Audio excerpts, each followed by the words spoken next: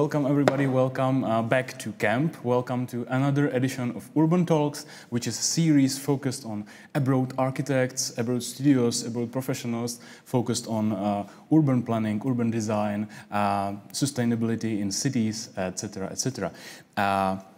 As usually, you will be able to ask questions on our platform slido.com.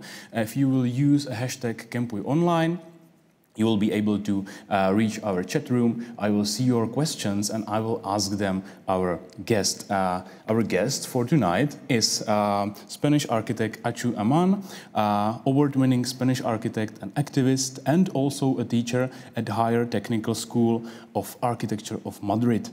In 2018, she was selected to curate a Spanish pavilion at the Venice Biennale.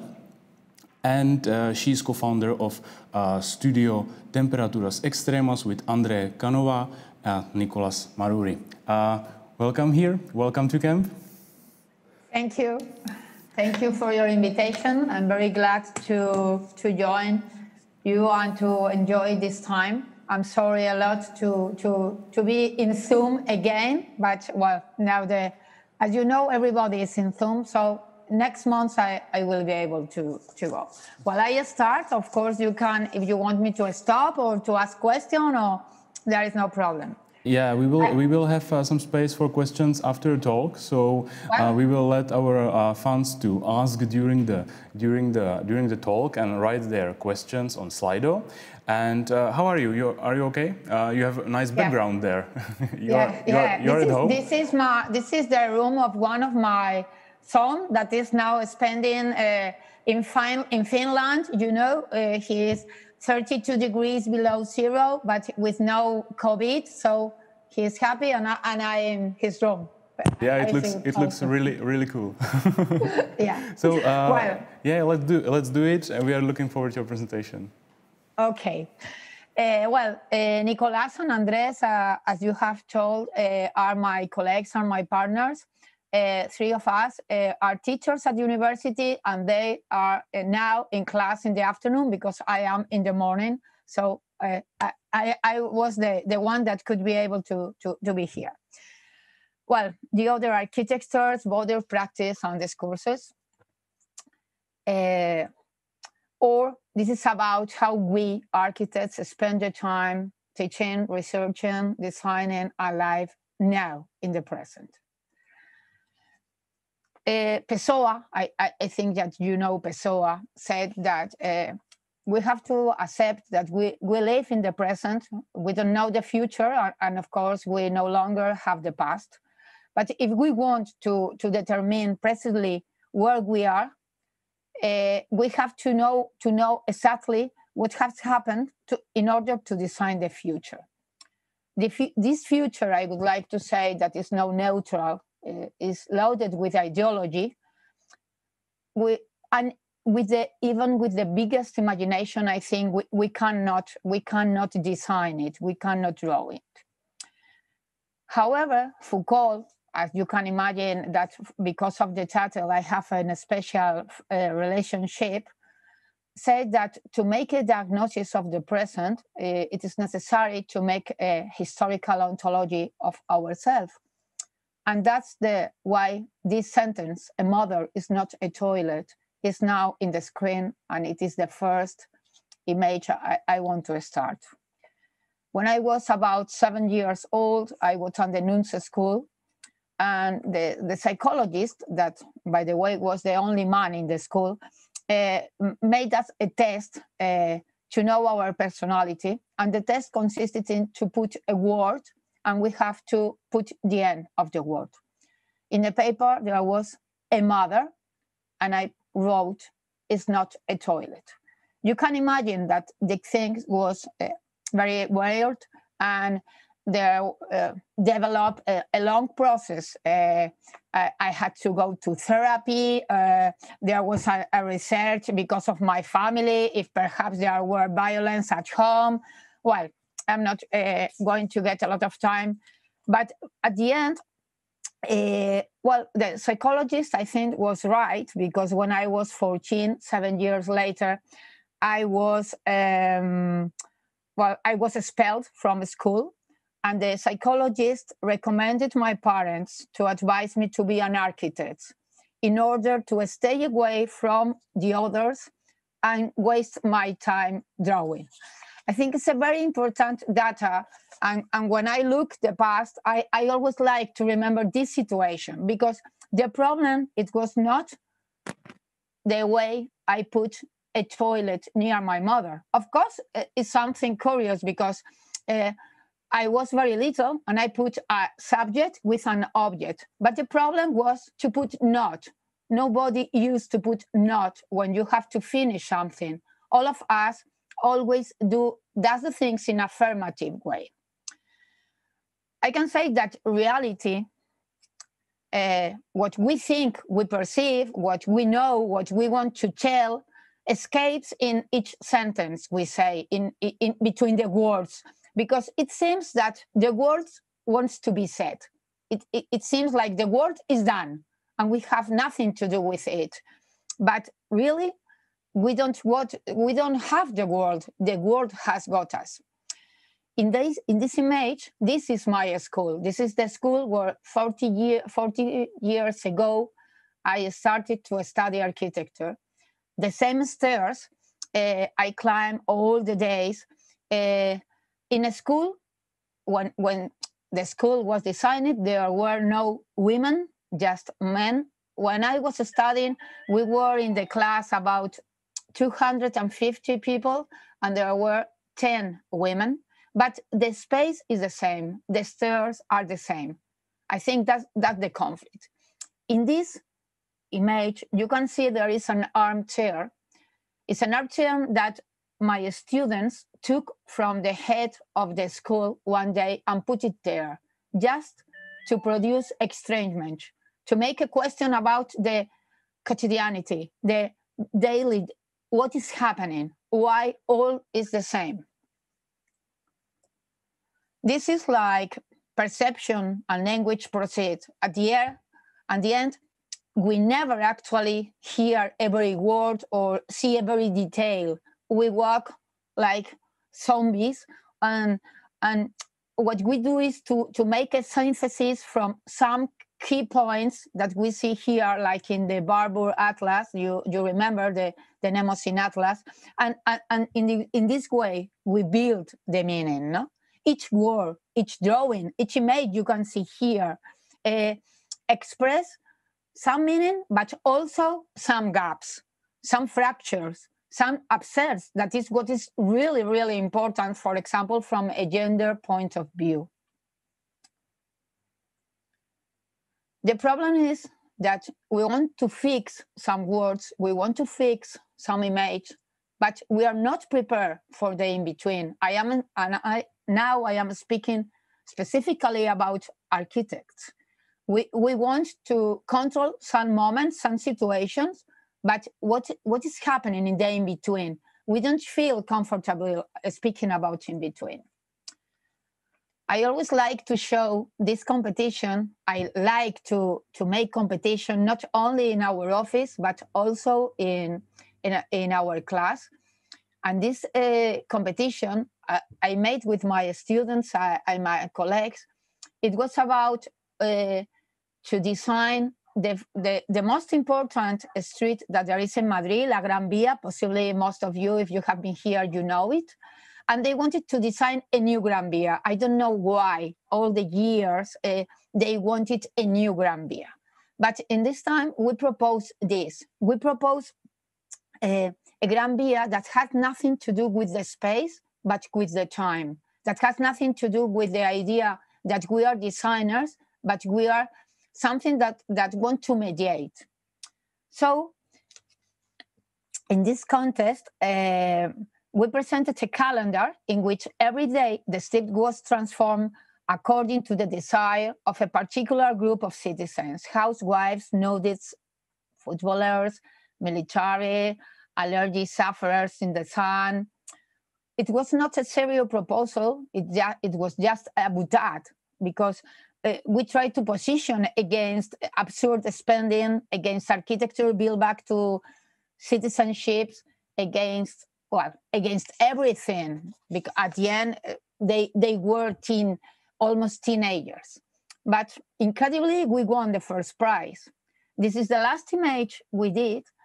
And we did like this because in this day, Saramago has died in the afternoon, and hardly we changed the image and we put this image of the Gran Via without electricity, without lights. And it was so nice that from them we started to work with this idea to work with no instead with yes, in a negative form of architecture, like to take out, like not doing, like without objects. It is so that in the first course, when I start to design, we spend some weeks without seeing, just with the smell, with the touch, with what we hear, trying to define the world through the other sense that are not the sight, because the image are in architecture overwhelmed. There is an overabundance of image, and we have to question this dictatorial prominence of the eye, a visual thought that is useless to interpret our world. Is very short to understand it.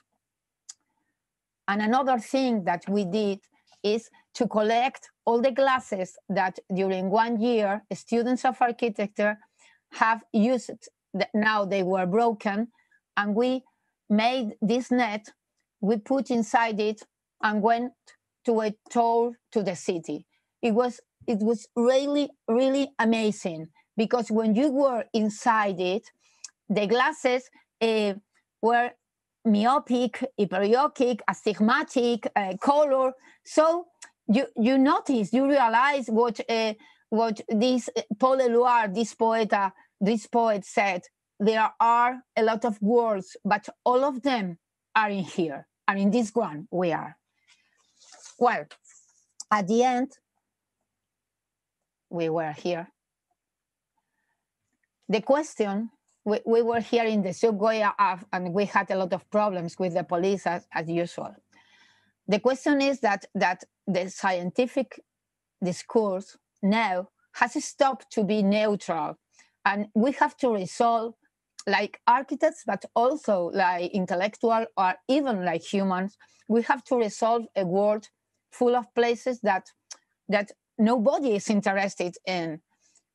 We have to deal with words, with things, but we want to ask ourselves how the conditions of the discourse have changed.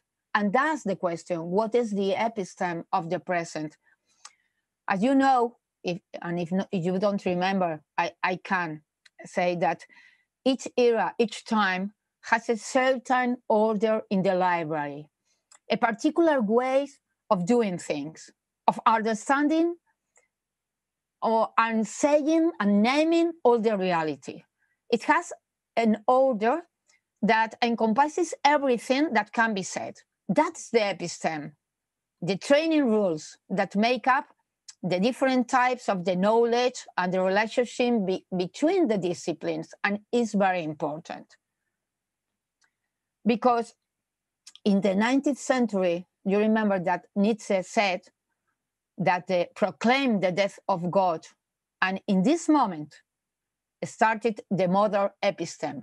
But at the same time, Nietzsche told us that the world was too complex to understand, and some people invented some stories to make it easy to understand the world. But I don't know how these stories became true, and nobody paid attention that were stories. So the metaphors were just in the middle. And these metaphors that we thought we were using, really, the metaphors think us. And in architecture happens the same. In this competition, one student of the last course, it was a competition for a space that has been traditionally made by, used by men with a very important library, and they wanted to change the entrance because nobody wanted now to go. the idea to put there an elephant like this has to do with the idea of an animal, not only a human being, but also an animal that has a long memory. But how is this elephant? This elephant that occupies all the space and is in front of us, looking at us and saying, hey, I'm here. He's transparent, he's light, and he's pink because he's guy. And that is important. Or perhaps it's not he, and perhaps it's she. Or perhaps it's a trans elephant. You know, at the end, of course, he won the first prize, and of course, nobody made this project. But it's important because in this case, we were creating a new metaphor about a building that has been colonized, but another ways of thinking. What is happening now with the emoticons? At the beginning, the emoticons were designing according our faces, but now it has happened the same like with the metaphors. Now somebody creates emoticons and we copy these expressions, and well, every day I look at me and I say, like, doing things like that, or with smelling like this, because at the end, emoticons, internet, are the metaphor that control us. Metaphors of internet, emoticons think us. And it's important to know it. It is not bad, but we must know it, because at the end, the language is a consequence of the imaginary. The language, the words, are not tools, are the basis of our thinking. We think because we have language. So possibly you think in a different way that I think because we don't speak the same language. So it's very important to know it. In this time, we have been so many years trying to manipulate the imaginary in order to change the way of the things, the state of the things. And for us, it's the same to make some buildings, to make some actions, to make some discourses, or to play with our bodies. I want to introduce her, because perhaps you don't know her. She's an architect from our school, and she is the most famous YouTuber in Spain. If one of the most famous architects like Monet, for example, or I don't know who you know from Spain, has 5,000 audience in their speeches, Ter has more than 300,000 people. Why? Why?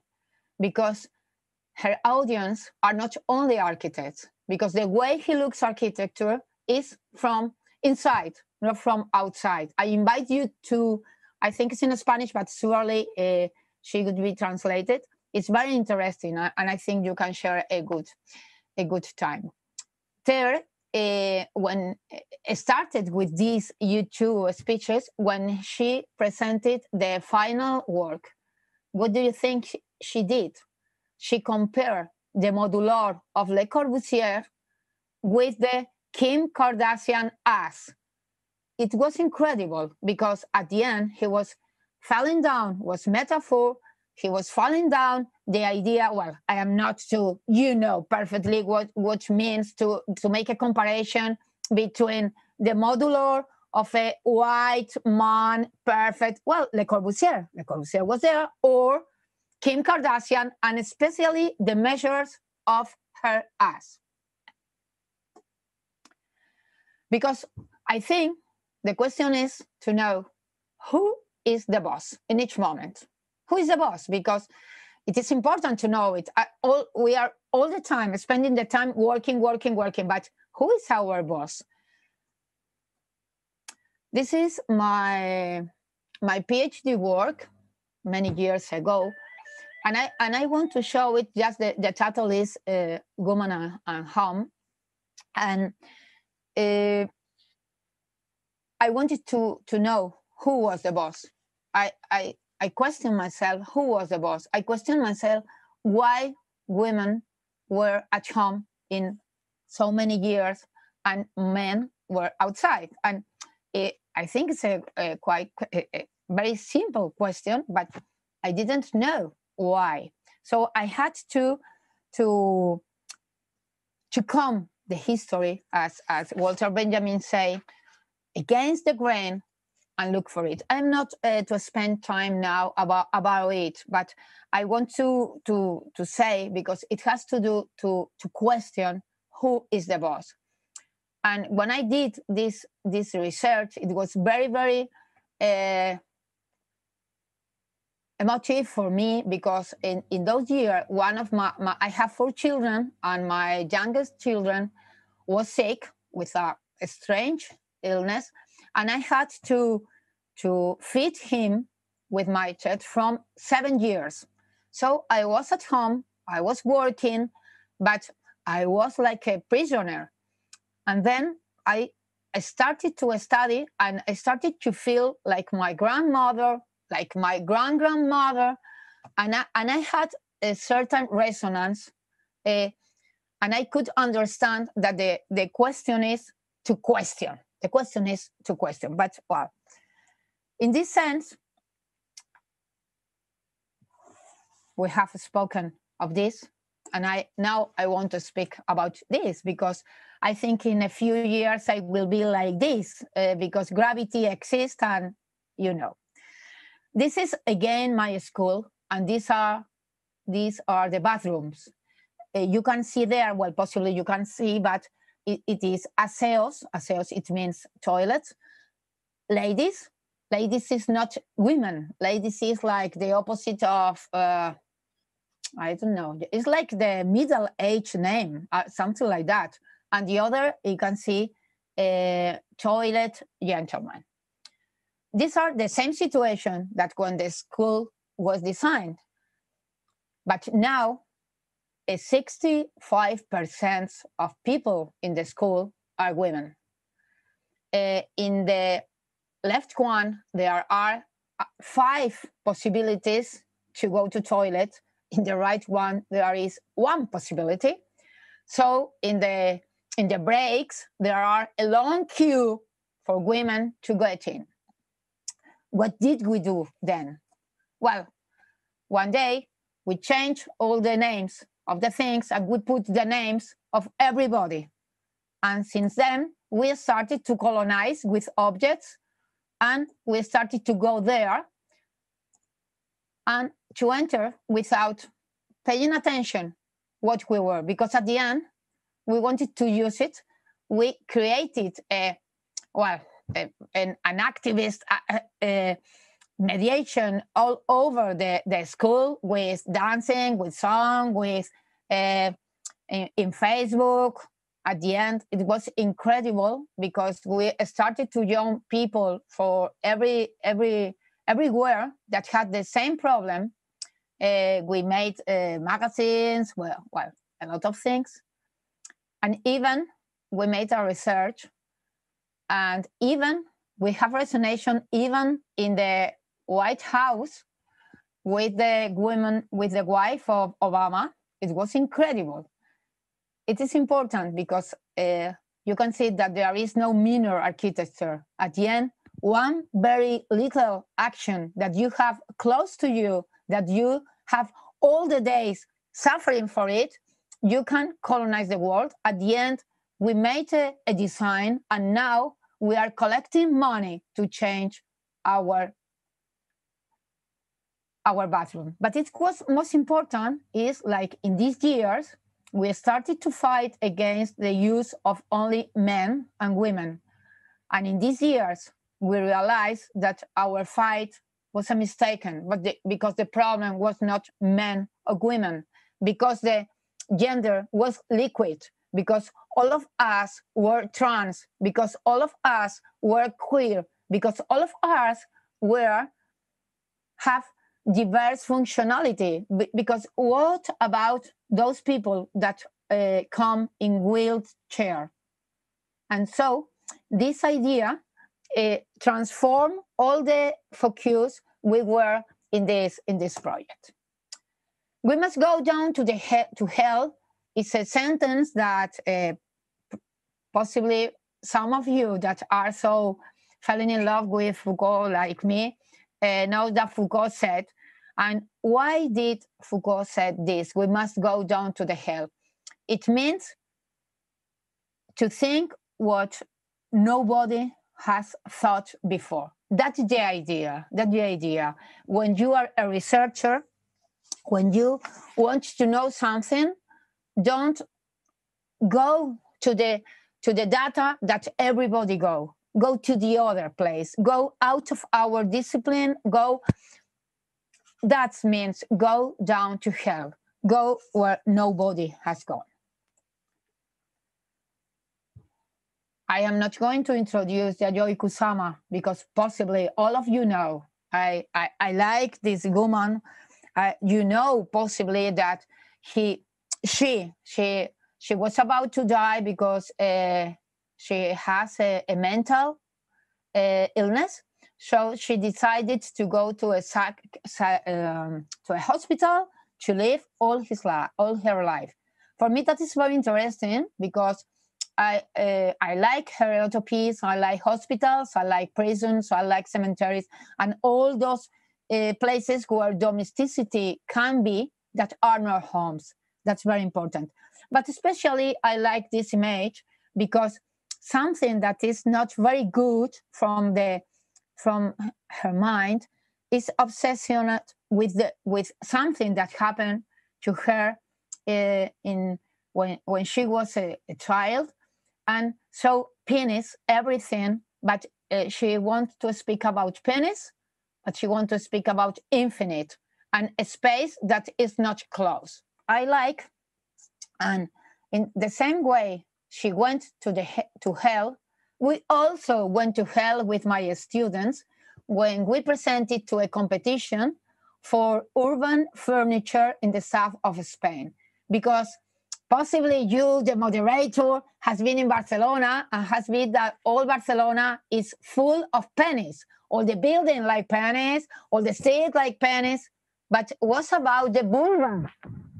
I think nobody pay attention to it. So we decided to design the words you don't understand, but it has relation with the object, you know, bulbosa with the floor, bulson, bulmida, bulbarte, bulfiti, bulbete, well, all the words has a beginning with the vulva, and at the end it finished with the object we designed.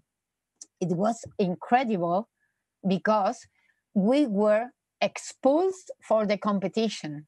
Incredible, because the jury couldn't stand that we made a park for their children with something that looked like the genitals of the vulva. It's very funny to play among penis, but it's not funny to play in vulvas. I don't agree because look, that boy in the corner is really happy sleeping there among the vulva, and I think it's really, really, really nice. Architecture as an apparatus, of course. Architecture as an apparatus is the key word of this speech. You know that apparatus, like Agamben say, or dispositive, I don't know exactly which word do you use, but shows the relationship between knowledge, power, and subjectivity. And if architecture is considered the discipline that intervenes in the space to alter it, as all of us has been taught in our school, and enable human life and relationships, what we are going to do now that the time has displaced the space, and the space has expanded and increased everywhere, and our proximity relationships are defined from other parameters that affect domesticity, sexuality, privacy, among many, many, many others. This action that is called Cover Me Latina, and Cover Me Latina has the polysemic sentence that also has in English, and it's also a song, a very typical song of bachata. According to Senate, the workshop is a cultural space, of course, that develops social rituals. And at the end, it marks the relationships between inequals. In this occasion, the students that I am going to tell you that these students are called speculators, and later I will tell you why. Together with the citizens of this neighborhood that is very typical in Madrid, it's called Latina, spent 8 hours weaving a cover to shade the space generated by the demolition of the famous municipal swimming pool in La Latina. They were joining sheets that each one brought, and at 11 o'clock, well, we were there all the afternoon spending. And at 11 o'clock at the night, we finished sewing, we put the cover, we were very satisfied, we drank, we laughed, we enjoyed ourselves. And because there was no sun, that it was our first need, but at the end, we covered. At 6 in the morning, the deck fell up. And it's important. It's important because at the end, the importance of the action, it was not the result, it was the in-between, it was the time we spent all together with the citizenship speaking. It was the action, it was the activist action to claim the attention of the government about the void there was in this part of the city. And speaking about the roofs, the decks, I want to show you, and I like to do in this way, because I think that this way we pass from the university to the office. I like to show you this other deck that, of course, I hope is not going to fall down, that is in the south of Spain. With this deck, we won the first, I don't know the word, the government gives each year one prize to one building, and it was the prize. I don't know why, really, I say, I don't know why, because at the end, the idea of this deck is quite stupid. This is Cartagena. This is the Molinete Mount, where there are, in Cartagena is in the south of Spain, and there are a Roman city down the actual city, the current city. And we knew it, and we didn't want to destroy this city. So when we were asked to do a building to get a museum for little objects, we decided not to do a building, just to cover the old city to avoid the sun, to avoid the rain. But it was very interesting, this project, because at the end, the problem of this project was how to put the pillars, avoiding to support or to break something of the past. But at the end, it was the same that the decks made by students, as you can see. A little more expensive, but well. And it also has to do with this deck, with this cover made by the indignants. I suppose you heard about this movement when the citizenship in Madrid wanted to say to the government, it's enough, we don't want anymore. We cannot stand this situation. And I bring here this image because the first, we were there, I think, 2 months. And at the end, the architecture that the citizenship made was to build, this is in the first stadium, was to build again decks to cover. At the end, it's the same. Students, architects, citizenship, you know, the same operation. This is a sentence of, I don't know if you know a group, a very interesting group of architects from Latin America that are called Super Sudaca architects. And some years ago, they said that the problem is that the architecture of the world and the world of architecture has nothing to do. And I think that they were right. They were right. Because I think that we have a disciplinary autism. We are really autists, no? What characterizes our discipline now is the loss of the link with the space and the time of the present. Our absence in a broader social project. We are mere instrumentals of the power. We have nothing to do with a multi-scale political agenda. Our impact is exactly zero. Well, our impact is not zero, but we have impacts, negative impacts in other cities that we can say. We like architects, I think also, aspire to say a lot between these four walls and in Zoom. But at the end, we don't make dialogues with other disciplines, with the world. I think that when we don't know how to do or what to say, we take refuge in the art. It's incredible. And yes, we are these. We are, well, especially there. I am there with my students, and this is a piece of art of Daniel Canogar. He wanted to speak about what are we doing in our oceans. And for me, it was important going with the speculators there in winter and to fall into the water with the photograph, making photos to claim for the disaster, to denounce the situation. This is Carlos. This is also a very good friend of speculators because we visit him quite often and he speaks with us. This is Architects with Architects, just in the center of Madrid. This is in Italy.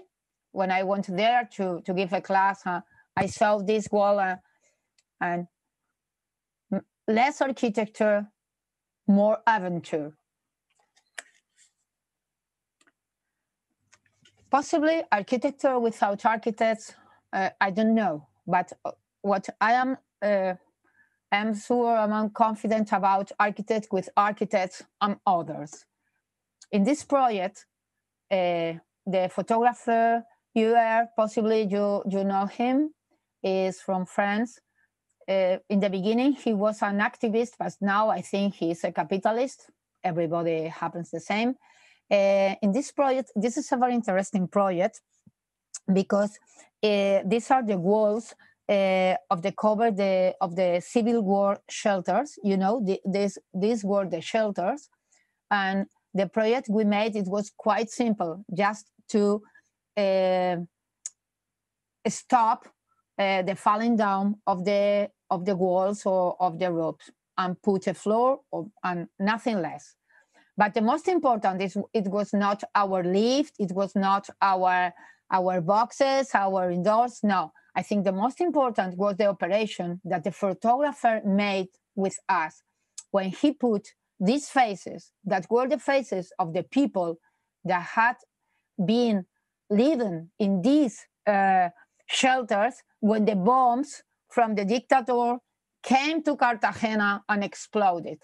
It was very, very amazing and very emotive how people could look this building and feel what their grandparents had felt, or even what they have felt.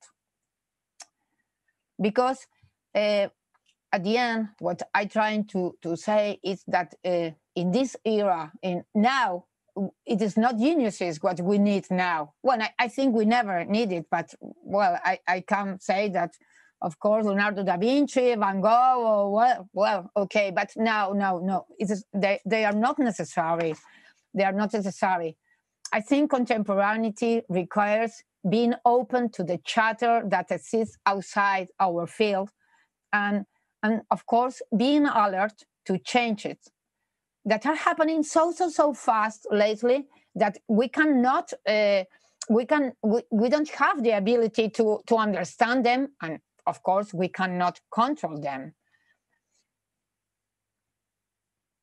In 2030, half of our professions will be newly created.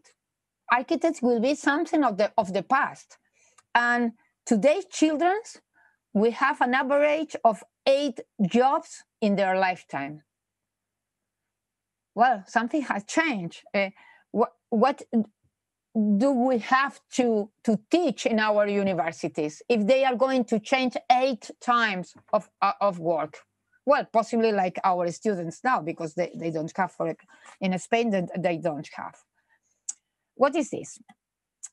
This is an inflatable, as you can see, built again by speculators, where we developed an action called Pork No Action. It was a dinner where everybody was eating pork. It was horrible for me because I'm vegetarian, but of course this day I have to enjoy with them. The idea was to create like an intestine and to eat intestine and to be like porks and everything very muddy. Why do I put this image? Because for me, the important is to imagine different ways of be together. And that building, that for me, this is a building that spent to make it 2 days. We spent the dinner and we finish with it. We take out and nothing happened there. It has something to do with this building that is in Coslada, that is in the suburbs of the city. And what had to do the other and this? It has to do to think about new ways of living together. In this occasion, we were asked to do a building from old and young people. And it was very strange for us because we have made many competitions, but always were for families. That is the biggest mistake in our current dwellings. But there we had the possibility to think that there were no children. And it was marvelous. A building without children, without those horrible children. So only old and young people. So the idea was to create, instead of a big building like a machine, everybody worked perfectly, to make towers. And we started, as usual, with very simple and cheap models. That's the place. Imagine how horrible it is. These are an industrial area just in the limit of the city and the industrial area. That was we wanted to go up to get higher and to avoid of the ground floor. I like to put this because this is so horrible photomontage that but it's like we work with this kind of photomontage. We like this horrible model and this because the at the end it's incredible. It's the same, you know how we are so fortunate to be able to do that. But well, we were speaking about the idea of to think in different way of living. Why this building is important?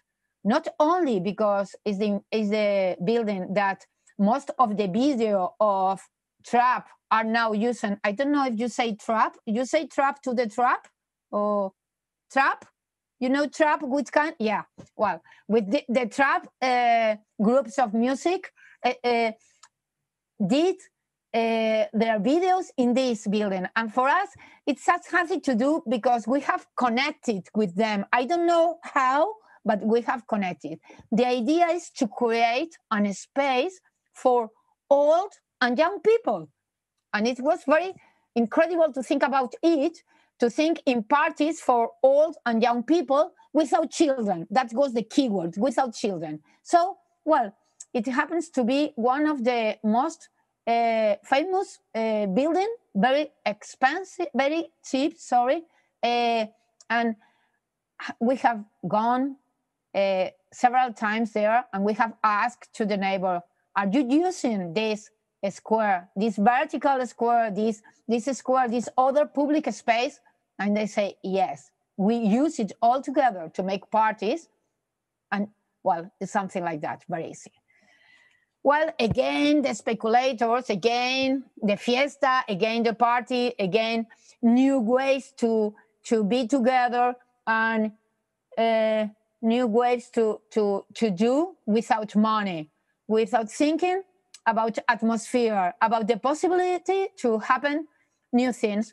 Someday you arrive at the university and the university is yellow. And why? Well, nothing. You have put it yellow. It's stupid, but it's yellow, you know, you have changed. This means that the teaching that doesn't see can be understood as a political practice. And the question is, are you in? Are you in like a teacher? Are you in like an architect? Are you in like an animal, like a human being, like a person, like a citizen? This is another action where students and teachers were in 4 walls, 8 hours, just speaking. Or this. We called it Matchbill, like Dogville, the film. And we wanted to speak about asynchronicity, and I had to be like there 4 hours. Matchbill. Well, now some of you possibly will be asking, but what speculators, what speculations?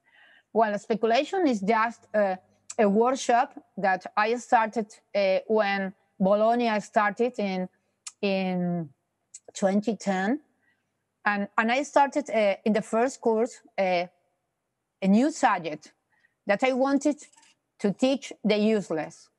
I wanted to provoke Bologna. I wanted to be against Bologna. I wanted to be against the specification, the objectives, the aims. And I want my students to learn the useless. Speculations, these are the speculators, is a preparatory workshop of strategic actions, and all of them are flexible, experimental, they are done in a week. And what do we do? Why did we do that? I was looking to generate in students the ability to be free, just this. To be free, destroying the collective imagination we were speaking about, questioning the daily foundations. And of course, we did it by risky estrangement mechanisms, you know? This action that was called boring domestication versus niche-section consisted just in getting bored during a week. One night, a group of us went to pick up trash, furniture that was in the trash. The following day, all the objects, the pieces of furniture, the paving collected, we arranged to create a lounge just in the middle of the gate of the main lounge, of the marble lounge that you have seen before in the school. And there, we had tea, we spoke, and we knit like our grandmothers. And everybody looked at us. I am not going to tell you all the actions we have done it. All of them has been incredible. And 7 years later, we decided to finish it and to finish the workshop. And now it's an urban legend that everybody speak about it, speak how a group of activists were there, even in the newspaper, in the principal newspaper of Spain, we were celebrating Christmas against to the government when they spend so many money lighting our cities. The 20th century began steep in utopias and has ended up eaten by nostalgia. But where are we now? This was also a first prize in innovation for dwelling. But what is the little idea that we had here? We thought that the house couldn't no longer be a living machine, because the nostalgia, it was not for a home. It was for a time that didn't exist. It was for a time that is written in books like Bachelard, like all these architects about the home where your mother is always there, where you can be cared. And we didn't want to speak that. We want to speak about the possibility to finish for the inhabitant. So the only thing we did, and we copied from Mies van der Rohe, was to make, as you can see in the plan, to put all the wet areas all together and not have a structure, and so everybody can use it as they want. I don't know why in the 21st century somebody can win a first prize just doing what Mies van der Rohe made, well, many years ago. But the idea is that now that with the COVID, again, the home is in the center of the table, because everybody feels that it's in the prison. And I think it's good because it can provoke some thinking about our homes, our expanded domesticity and our augmented domesticity. But today I'm not going to speak about it because it's it's the subject that I am researching now, and I could be here 4 or 5 hours speaking about it. So I'm not going to speak it. And I am going to pass quickly to some of the buildings that we have made, just to speak that possibly now responsibility on austerity can be a source of beauty and pleasure, because I want to speak about this building that is in Carabanchel, and I like to start like in the other one with this kind of drawings that look like diagrams, and possibly they are diagrams because I have shown you the models, and now I want to show you this kind of drawings that has something to do with diagrams, understanding the diagrams like a way of thinking that consider each inhabitant a different piece from another's. I'm going to speak about individuality, about diversity, about, well, I think it's quite easy to understand. At the end, perhaps we can call this building minor architecture, because they are like instrument of thought, and action at the same time, There are something that has to do with rebellion when you do these kind of drawings that are rough drawings, are not very good ones. Or these models, you can see they like in the kindergarten or something like that. But these were the models, because this diagram does not represent the world, produce reality in it. The idea of the diagram of this model that is like a diagram is emerge and operate between cause and the germ of the work. It's an interval that separates a before and after, because before of it there is nothing, but after immediately there is this, And there is this again. And it's so incredible how has, well, you know, there is no, well, all the architects speak about the process of the designing or, oh, what happened? No, there is nothing. Please pay attention to it. It's a diagram. If you want, if you know what you want to produce, who wants the inhabitant to live, what are you building? It's not a long process. It's just something like this, and this.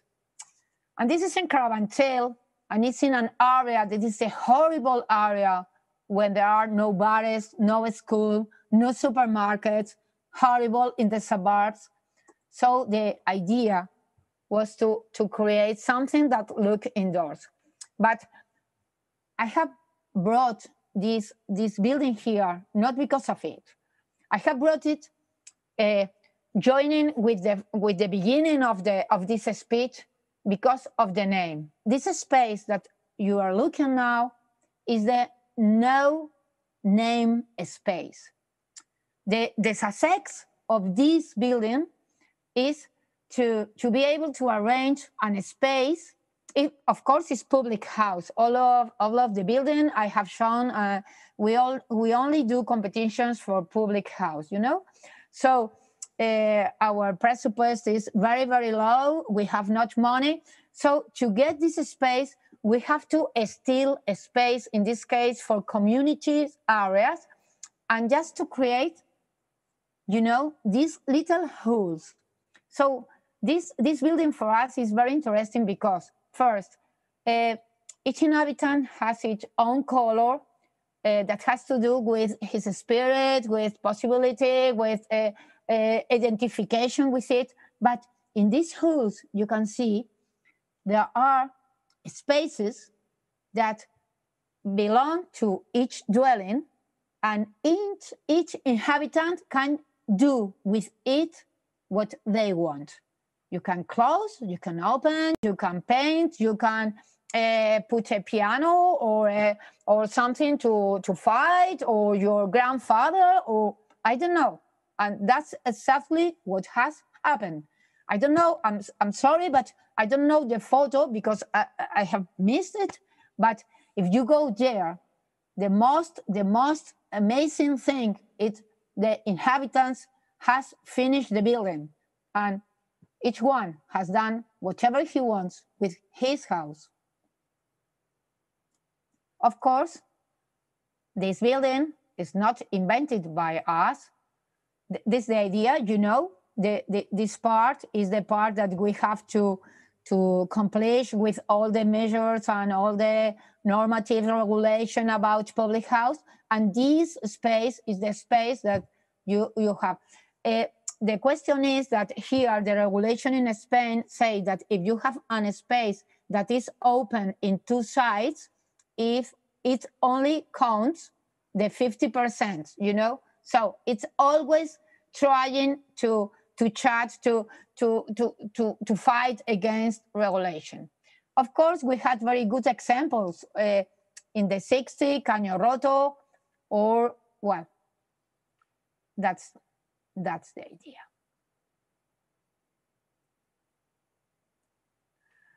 Because at the end, when we build these kind of buildings, we are worried about the mediation activity. We are not thinking about how it's going to be photographed or worry about the city, or no. The idea is we are mediators. We are in the middle of the time and space and people who is going to live there. But recently, we have been also thinking about not only the human beings that are going to live there. In Spain, there was a crisis, as everybody knows, and there were no projects, there were not competitions, and we had to try to do some in Europe, and we were very fortunate to win in Luxembourg, in Germany, and we won this for deposits of water. Just to put water in a forest, just to put water, the most stupid project. But for us, it meant the possibility to think about animals. to think about birds. We had no idea about birds, no idea. We couldn't distinguish one pigeon from one, I don't know. But then we started to work with a biologist, with many other people that knew what was happening there, which was the height necessary for the nets, which was the birds. And at the end, we made this project. I would like to put the project in reality, but we haven't built it yet. We are going to build it. And that makes us to think it is possible to develop post-human architecture without with instruments from the humanist era. Is not from, is from, sorry for the mistake. But what you understand what I want to speak. I want to speak that I am far from the Anthropocene. I am far from thinking that architecture is for the happiness of human being. I am far from all the things that I have learned when I was at university studying architecture. What are now our instruments in the post-human era? Well, one of these can be this. This is a radio by podcast that our students, speculators, with me had designed, and we made some programs to speak about architecture, but not only with architects, also with people at home, with other, not with animals, but with many different species of human beings. And also we make dialogues. This is very interesting because in Madrid, the government put some cameras to control us in all the corners and in the buildings. And then we went there and we with our bodies, we drew some forms and we sent them messages like, hello, we are here, goodbye.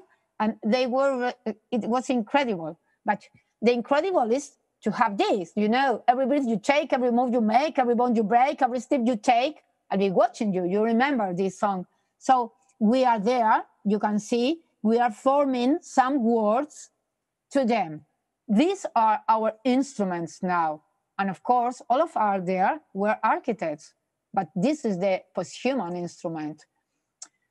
The problem is that, like architects, as we have said, we are outside everything, but the capitalist is in. The capitalist has realized, has noticed how the important now was the time, not the space, how we were nomads, how the important now is not the distance. It's not the distance because everybody is connected through internet. So they invented Airbnb and they produced the gentrification because architects were busy doing another very interesting things. And meanwhile, our cities happened this. We made a competition for Barcelona for a bigger square. And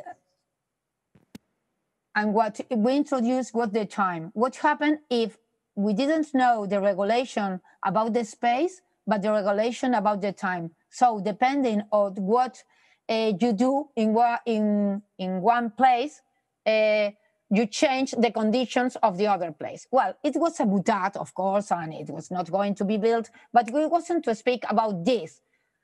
And this speak about the something that for me is important. I am urbanist, but I am architect. And what is the difference between being architects and urbanists? And even I am a landscaper. I studied the three things, but I can't see the difference among them. So that is the idea. Is this architecture? Is this urbanism? Or it is a landscape? It is just a city when the variable time is put in the middle instead of the space. That's the result. That's the result. A result that cannot be fixed, cannot be photographed because everything can happen. And again, in the same place, the speculators take the public space, because it is our public space, and play. And of course, police come again.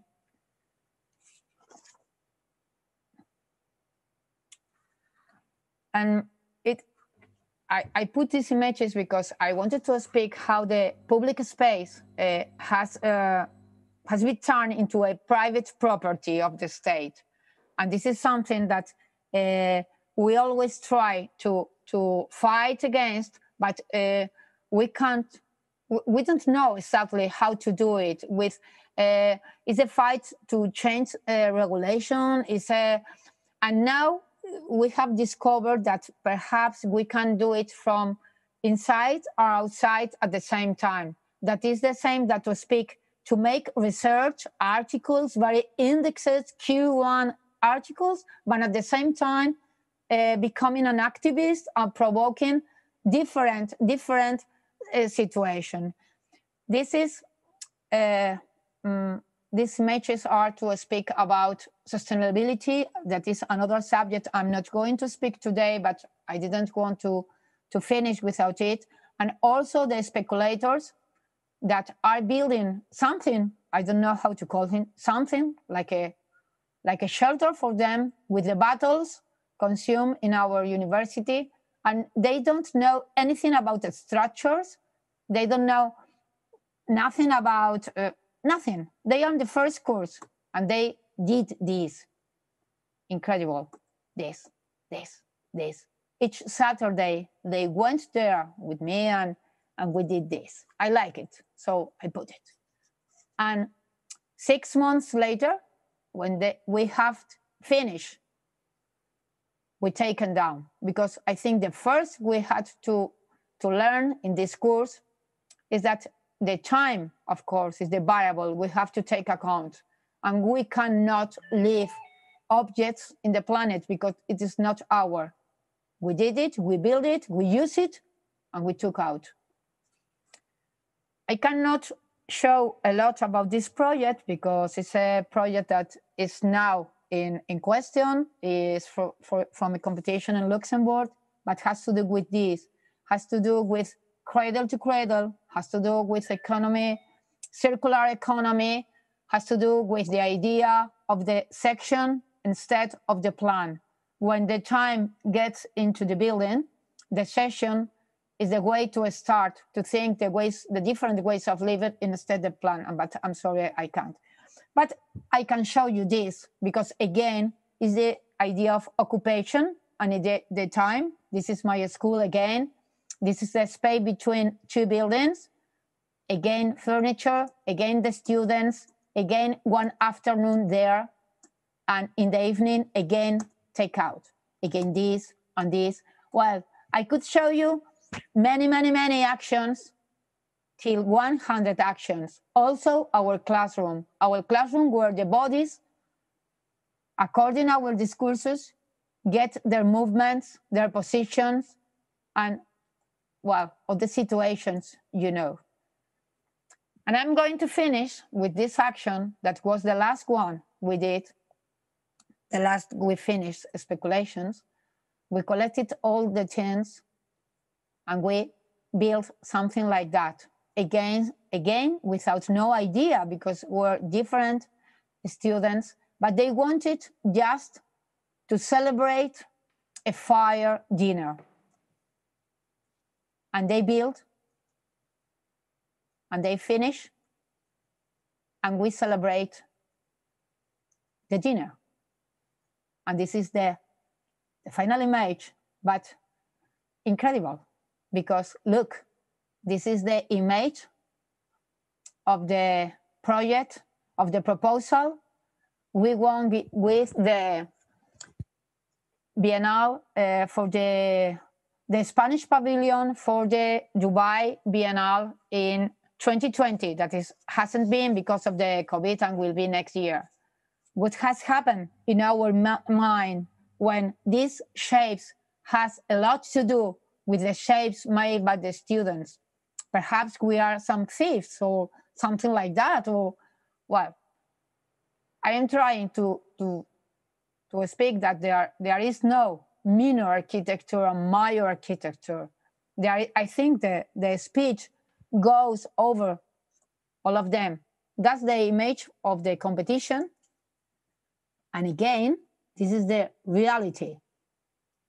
It seems like a videojuego. It seems like a render, but no. This is the situation, the structure, and this photo is from yesterday. Yesterday, we finished the last con. And it's incredible because at the end, these were the renders we made. And well, they are the same. You cannot difference because again, there are no duality among our renders and our reality, you know? From España, Dubai 2020, we go to the last building I want to show you, that is España in Venice in 2018. I had the luck to be named curator. And well, I think that's a bit a summary of all the things I have spoken today about the bodies, the discourse, and the practice. Of course, I didn't want to put some objects in it, and I liked to visualize that it's a gender approach. I think the building that has been built so many years ago, and it was so nice. And we thought about doing nothing. But of course, the government say no. If you do nothing, you are fired. And well, we had to do something. So we thought what we could do. This is a render. And this is a render. And this is the reality. What do?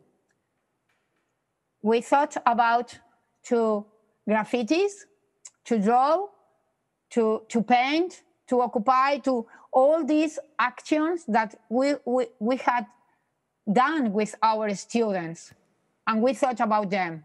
And we thought that the important word then were the becoming. The architecture was going to come. Not the architecture we know, that we do everything, we win prizes. Well, it was not important. So it was very hard, but we find the word becoming. Unfortunately, the wife of Obama also found this word and wrote a book, but it doesn't matter. At the end, we have to make a research, and we found that with 55 words, possibly, we could define what was going to come. Affective, augmented, biodigital, collaborative, cooperative, quotidian, critical, disruptive, emergent, net, ensemble, experimental, extraterrestrial, generative, hybrid, human, independent, informal, feminist, multiple, other, of course. All the words that we have been speaking about and all other words that we have had time to speak. But these words, the new discourse about this post-human architecture that was going to come. So each project has to do with each word that was there. We made full of them. No object, just 100 chairs without cost that were almost broken, and a screen and nothing else. That was the pavilion. Polemic one, I think. I feel like my home, really, because each project, each proposal of the student of all the Spain, for me is incredible. For me is another thing, is just the opposite we do. This was the last word, uncertain, and the one before the last was magical, uncertain, magical. And of course, we also took the space that was a storage space. We got empty, and everybody there could have a seat to put there and wait for the future to see what happened.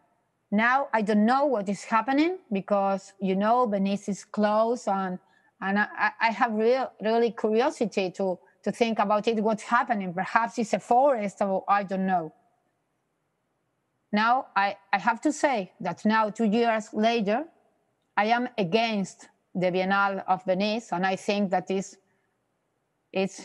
horrible that we have the right to do something here. But, well, in this year, I didn't so. And these are the people that was necessary to work with to create the Biennale. These are the speculators enjoying the dinner each year we did.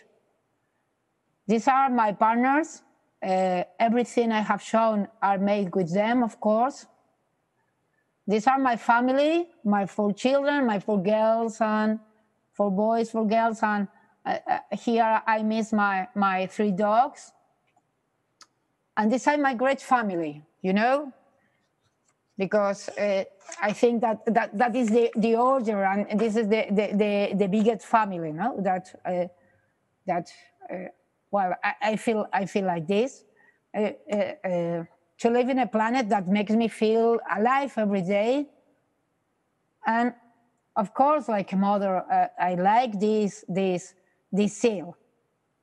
But I want to finish to show you this image, because in 2 years, as everybody knows, in the east coast of Canada, 350,000 pea seals will be killed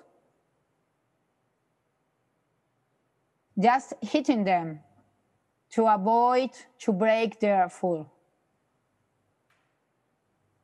I want to finish because with this image, because I think there is nothing like architects that does not concern us. And thank you very much. Thank you very much. Thank you very much for your talk. We don't have much time, so I would like to ask you one question.